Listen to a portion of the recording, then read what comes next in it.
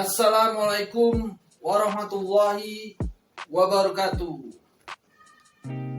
Ketemu lagi dengan channel Ki Bedek Kantil. Bagaimana kabar Sobat Bedek? Semoga selalu dalam keadaan sehat walafiat dan tetap semangat. Kali ini Ki Bedek mau membahas tentang buku. Jadi ini pembahasan buku yang ketiga, buku Wukir. Kemarin sudah ada buku Sinta, buku Landap, ini yang ketiga buku Wukir. Tapi sebelumnya alangkah baiknya kalau yang belum subscribe, di like, di komen, di share. Jangan lupa juga tombol loncengnya dihidupin ya, biar tahu kalau Ki Bedek mengupload video baru. Oke, kita masuk ke pembahasan. Tapi sebelumnya Ki Bedek mau ngasih intro sedikit tentang apa itu weton, apa itu wuku ya. Jadi wuku itu pembahasannya lebih mendalam dibanding weton. Wuku itu ada 30 wuku, sedangkan weton kan ada 35 nama weton. Weton yang 35 itu termasuk di dalam wuku. Jadi seumpamanya gini, satu wuku itu rotasinya ada 7 hari, jadi ada 7 nama weton. Kalau 35 dibagi 7 itu kan ada sekitar 5 ya. Jadi 30 wuku dibagi 5 ada 6 kali perputaran wuku. Jadi selama 30 wuku itu ada 6 perputaran. Jadi seumpamanya kalau minggu legi yang satu wuku wukir, belum tentu yang satunya lagi sama wuku wukir lain. Jadi semuanya yang satu wuku wukir minggu legi wuku wukir, mungkin yang lainnya di wuku apa. Jadi nanti ke hitungannya perputaran kelima itu nanti muncul lagi. Jadi wetonnya sama, belum tentu wukunya sama.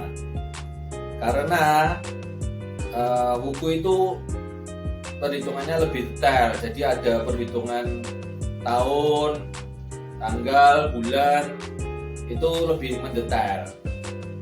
Kalau pasaran weton itu ya di hari pasaran sama hari yang udah ketemu weton, hari nasional yang ketemu weton. Tapi kalau wuku lebih mendalam. Jadi meskipun wetonnya sama, mungkin sama-sama minggu legi, tapi bukunya berbeda. Jadi di sini ada 30 buku ya. Kali ini Ki Bedek mau membahas buku yang ketiga, yaitu buku Wukir. Buku Wukir itu rotasinya 7 hari. Jadi dimulai dari minggu legi sampai Sabtu Pahing. Jadi rotasi dari wuku wukir itu 7 hari, dari minggu legi sampai Sabtu Pahing. Jadi dimulainya tetap dari minggu sampai Sabtu, nanti minggu Sabtu, nanti Sabtu apa atau minggu apa, itu jadi perputarannya. Watak dari wuku wukir itu adalah Sri Gunung Cegak Amblenjani. Ini wataknya nggak begitu bagus ya, dalam artian watak dari Sri Gunung Cegak Amblenjani itu artinya dia kalau marah pada orang, marah atau memerintah, itu dia tidak memandang tempat. Jadi kan sebetulnya kalau mau marahi orang itu setidaknya kita harus lihat tempatnya dulu ya, ini yang terbaik, harusnya gitu. Cuman karena wataknya Sri Gunung Cegak Amblenjani, dia kalau memarahi orang dia sakit. Kalau dia marah saat itu juga ya marah. Jadi dia tidak melihat tempat, apa itu tempatnya di keramaian atau tempatnya itu sedang banyak orang, atau tempatnya itu memang sebetulnya tidak boleh marah-marah di situ. Dia itu tidak bisa membedakan atau memilih tempat yang mana. Jadi dia susah untuk memilih tempat kalau marah. Jadi kalau marah itu sakit. langsung saat itu juga spontan marah. Ya itu yang tidak baik dari watak Sri Gunung Cedhak Ambenjani ini. Tidak yang kurang baik dari watak Wuku Wukir ini. Selain itu, dia juga wataknya tidak dapat menghargai kesetiaan orang atau menghargai jasa orang. Jadi dia ya mungkin berpikiran dia tidak bisa menghargai kalau ada orang yang setia kepada dia anggap biasa gitu. Semacam itulah, dia tidak membedakan mana yang setia atau mana yang tidak setia. Pokoknya kalau dalam hal pekerjaan dia ya sesuai SOP udah, dia tidak memikir kesetiaan orang ataupun menghargai jasa orang, karena yang dia anggap sesuai hitung-hitungannya dia begini ya begini. Itu dari sisi watak memang agak kurang baik yang dari watak dari Wuku Wukir. Adapun lambang, jadi di Wuku itu ada namanya perlambangnya ya, atau lambang. Jadi ada beberapa perlambang yang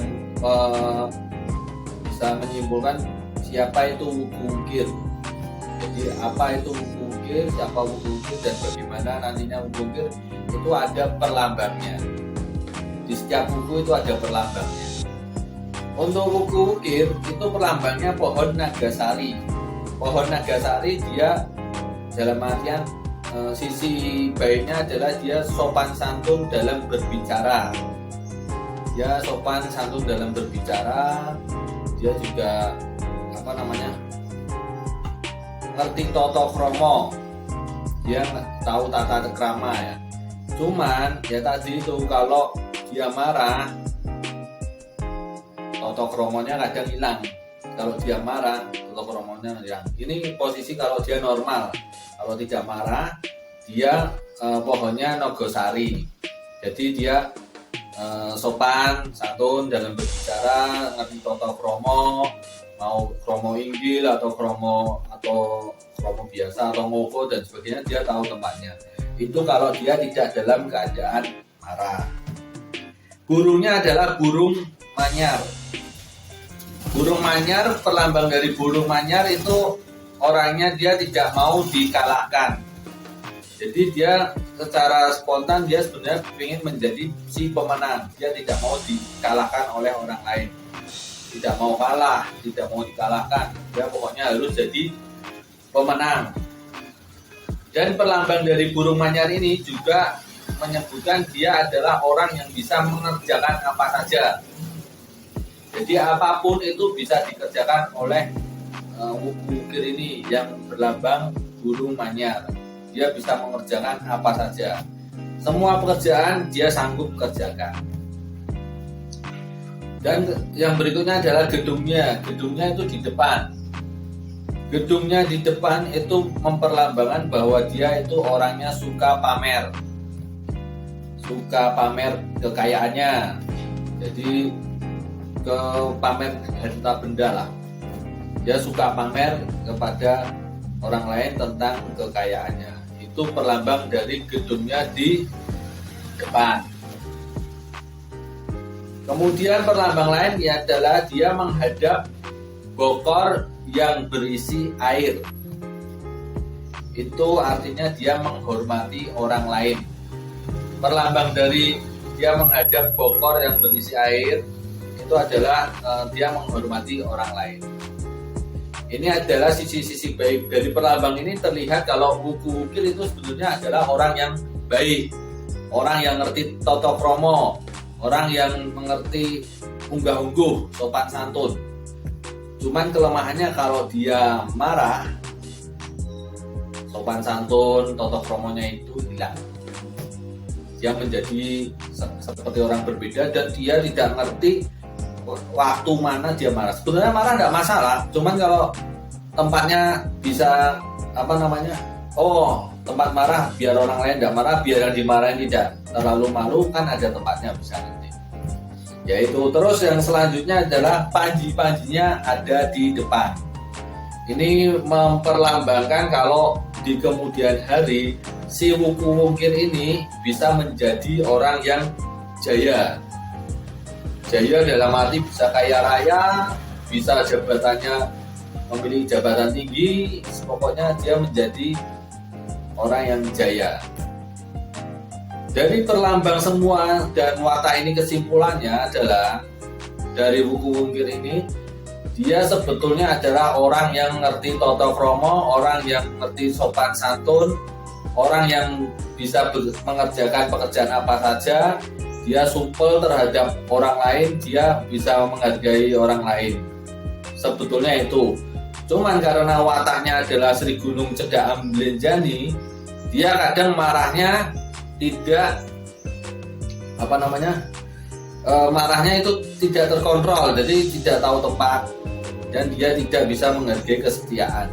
Kalau dia bisa mengontrol tentang watak dari Sri Gunung Cedak Amblenjani, dia bakal menjadi orang yang mempunyai kejayaan. Itu yang memperlambangkan panji-panjinya ada di depan. Kalau dia bisa menguasai atau mengontrol ya tentang wataknya, dia bisa menjadi orang yang jaya. Ya, sekian kesimpulan penjelasan tentang Wuku Wungkir. Jadi mungkin bisa diambil hikmahnya, bisa untuk introspeksi diri.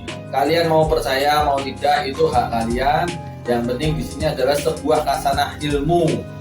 Jadi ilmu tentang kehidupan yang diwariskan oleh para leluhur kita yang dicatat yang ada di Primbon. Oke, itu salam dari Kiblat Dekatil. Semoga kalian selalu sehat walafiat. Salam. Wassalamualaikum.